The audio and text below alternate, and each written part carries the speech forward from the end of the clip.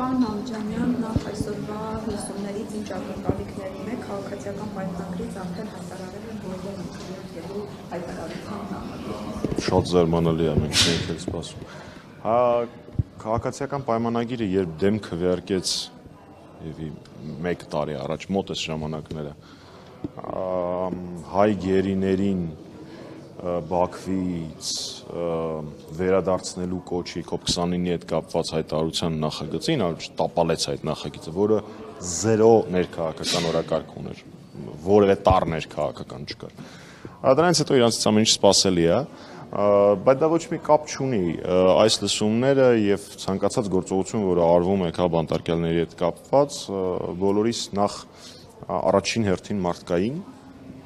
եւ երկրորդ հերթին արդեն քաղաքական պարտքն է։ Դա այդ մարդիկ մեր պայքարի ընկերներն են, իրենցից յուրաքանչյուրի փոխարեն կարող է լինել մեզանից յուրաքանչյուրը եւ մենք պարտավոր ենք ցանկացած միջոց, ցանկացած հնարավորություն օգտագործել այդ խնդիրը բարձրաձայնելու։ Գիտեք, այստեղ նույն տրամաբանությունն դուք ինձ կարող եք հարցնել, իսկ միջազգային կազմակերպություններին նամակներ գրում եք, երբ որ հերթական քաղբանտարկյալը ավելանում կամ հերթական խայտարակությունն է տեղի ունենում քաղբանտարկյալների թեմայով, իհարկե այդ բոլոր նամակները գրվում են միջազգային կառույցներին։ Արձագանքը կամ չկա, կամ մեզ չի գոհացնում, բայց դա չի նշանակում, որ պետք է դադարել կատարել այդ աշխատանքը։ Մենք պարտավոր ենք կատարել մեր պարտքը, մեր պարտավորությունները, անկախ նրանից, թե ինչքան լկտի, ցինիկ լռություն է լինում միջազգային կառույցների կողմից։ Հետաքրքիր է, որ ասում եք նամակներով դիմում ենք, հետաքրքիր է, օրինակ ինչ պատասխան։ Շատ լավ է, ես հարցին պատասխանում այստեղ։ Լռությունը ամենայն հավանականությամբ պայմանավորված է աշխարհաքաղաքական շահերով եւ Փաշինյանի հլու հնազանդ կատարածու լինելու փաստով։ Ինքը ծառայի կարգավիճակով ծառայում է մի քանի աշխարհաքաղաքական կենտրոնների շահերին, թերևս այդ աշխարհաքաղաքական կենտրոնները չեն ուզում իրենց ծառային փոխել կամ որևէ խնդիր առաջացնել իրենց ծառայի նկատմամբ։ Ամեն դեպքում ասենք, որ իսպառ լռություն չի, եղել է ԵԺԿ-ի բանաձև, որը շատ կարևոր փաստաթուղթ է Եվրոպայի իշխող քաղաքական միավորի, Եվրոպայի ժողովրդական կուսակցության եւ հեսա դա եղել է Հայաստանի Հանրապետական կուսակցությունն է ԵԺԿ անդամ եւ մեր առաջարկով է այդ բանաձևը ընդունվել, որտեղ հստակ նշվում է, որ Հայաստանում առկա են քաղբանտարկյալներ, անվանական նշվում է Արմեն Աշոտյանի հարցը, նույնը տեղի է ունեցել նաեւ կենտրոնամետ դեմոկրատների միության պարագայում, որը նույնպես Հանրապետականի միջազգային գործընկերն է, պատասխանելով ձեր հարցին, ինչ են պատասխանում, պատասխանները շատ տարբեր են։ Մենք շարունակում ենք մշտադիտարկել, մենք այդ հարցերը բարձրաձայնում ենք առանց տեսախցիկների, իշխանությունների ներկայացուցիչների հետ հանդիպումների։ Բոլոր շոշափելի պատասխանները դուք տեսել եք իմ նշած երկու հատը եւ մի քանի այլ բանաձևեր կամ հայտարարություններ, որոնք որ եղել են, որը այնքան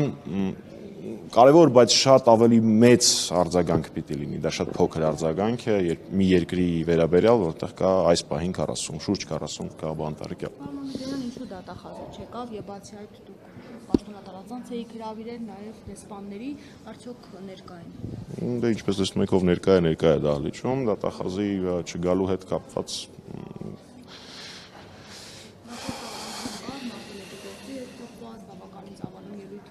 Ենթադրում եմ, որ տիկին դատախազի քաղաքական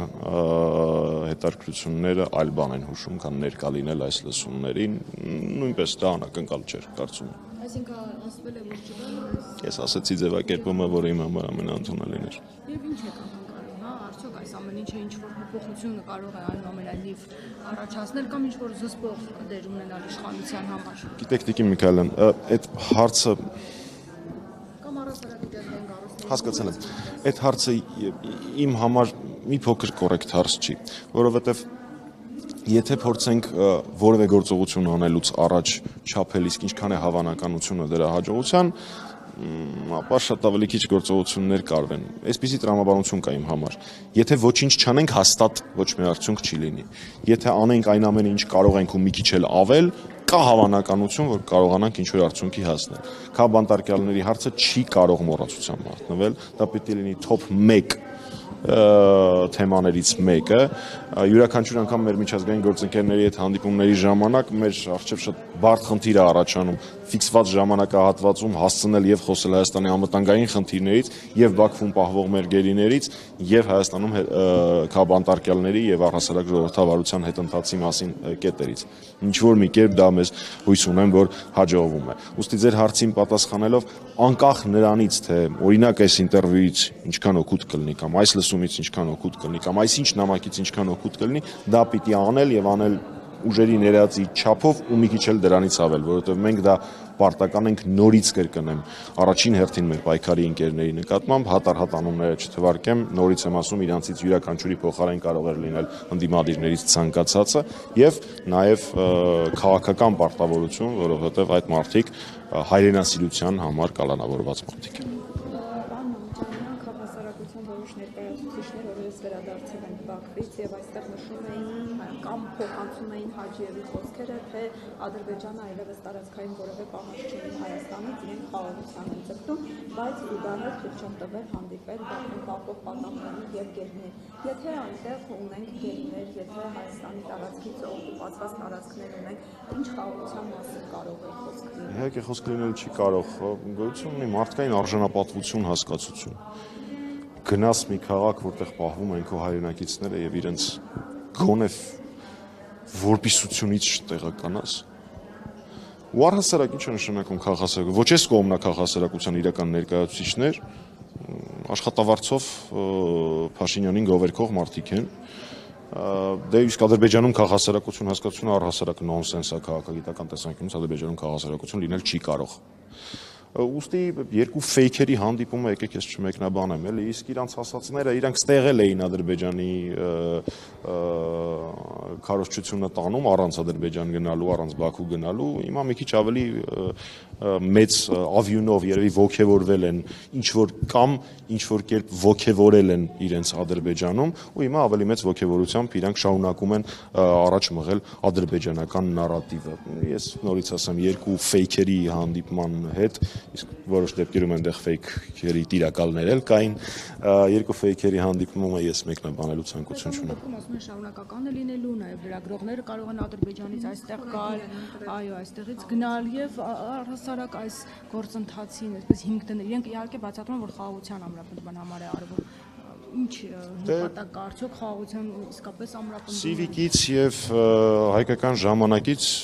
2 կամ 3 մարդ գործուղում կունենա, էլի, ինչի եք նախանձում իրանց ամբողջ գործը կատակ եմ անում իհարկե նախանձելը,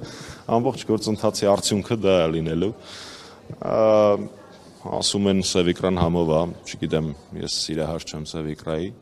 Դա է այդ ամբողջ գործընթացի պատմությունը։ Մի խումբ մարդիկ Սևիկրակ կարողանան ուտել Բաքվում, ուրիշ արդյունավետություն այդ ամենը ունենալ չի կարող։